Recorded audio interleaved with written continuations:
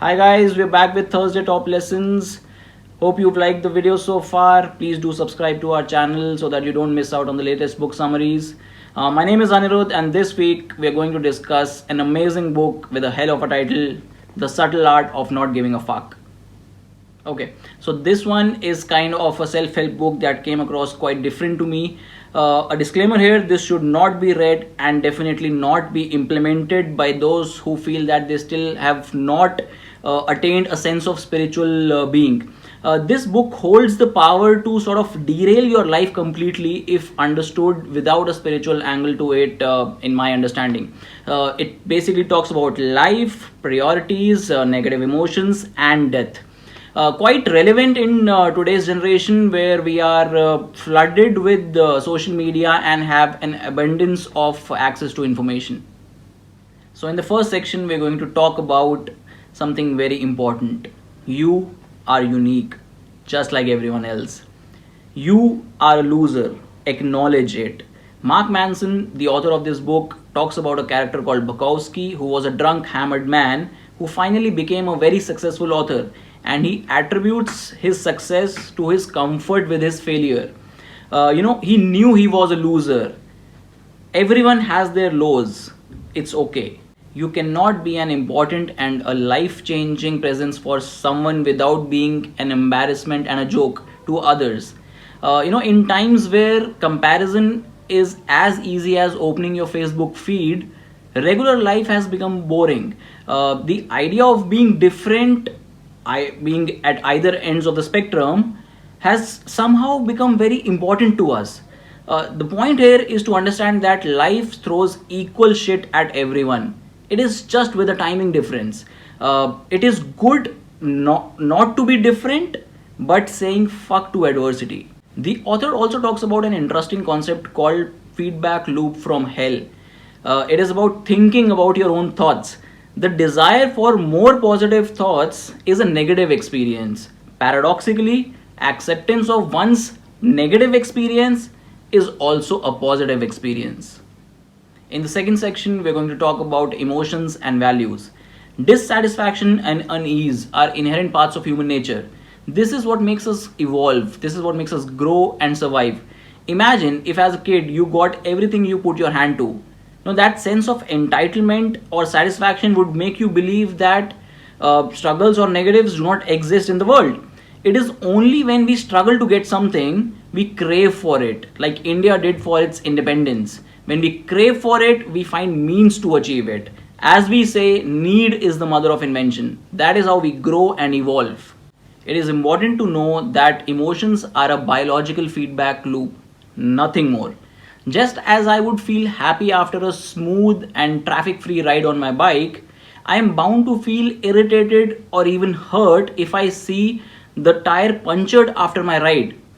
This is only because bike riding is an integral part of my value system. Emotions work simply as a feedback loop on our values.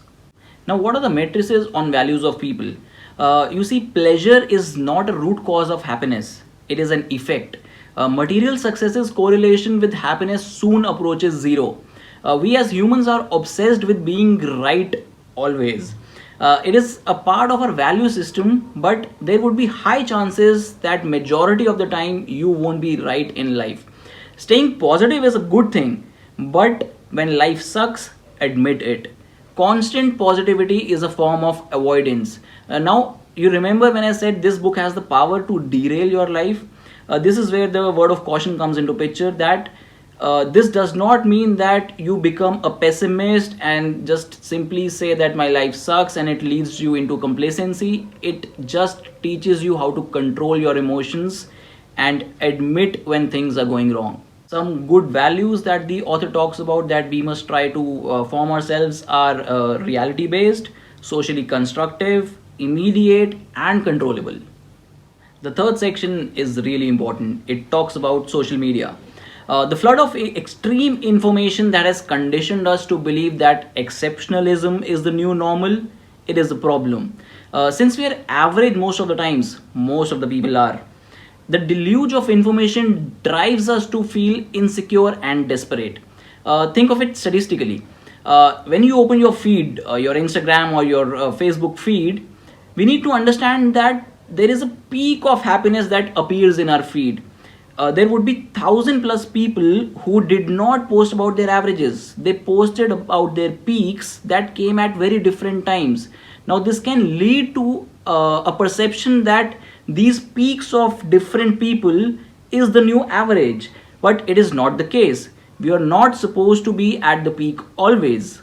It is also important to note that due to social media, victimhood check is in style across all demographic groups. When life gives you lemons, it is very easy to put it on social media as a lemonade. The media creates an amazing bullwhip effect out of it, and just because of this, there's no wonder we are more so politically polarized than ever before.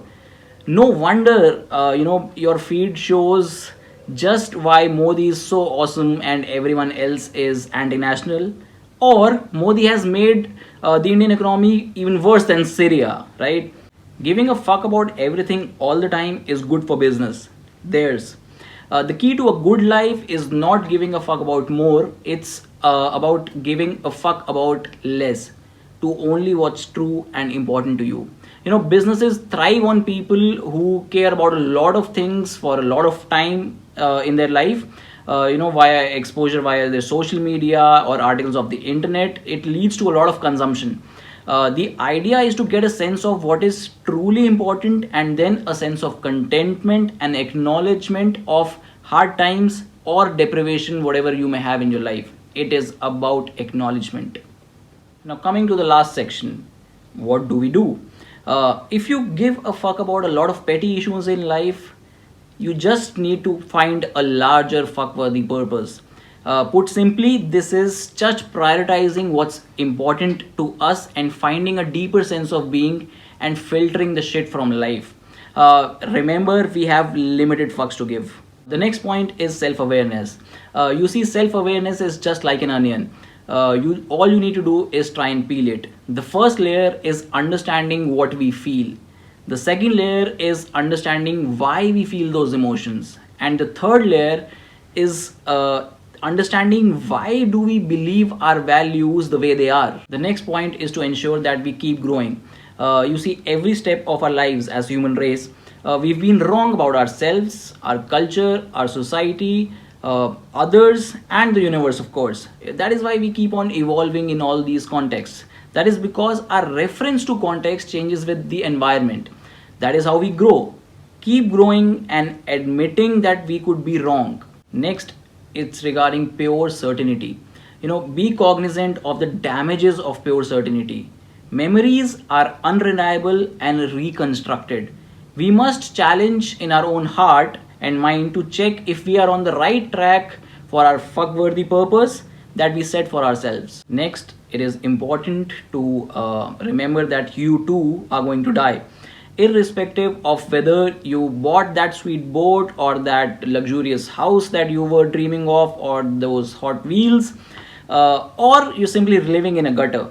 The greatness comes from choosing what you give a fuck about.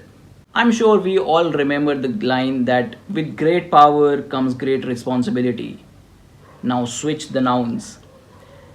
You are always choosing your responses to external environment. Take responsibility, then you will feel a great sense of power.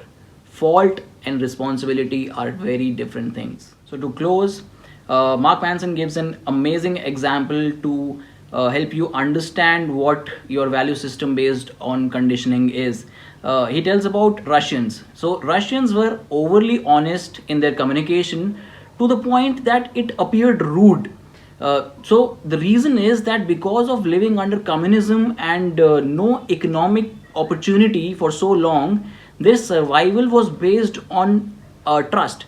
So trust comes from honesty. That is why their communication system evolved to a point that it appeared rude to a lot of people. But in America, because of abundance of economic opportunity, it became essential for people to present themselves well, even if it meant that they had to put on a fake smile.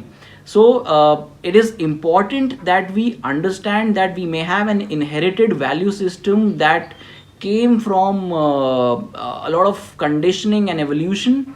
It is important to understand why we have that and find that one fuckworthy purpose that is really important and close to our hearts. And remember, it's okay to face lows in your life.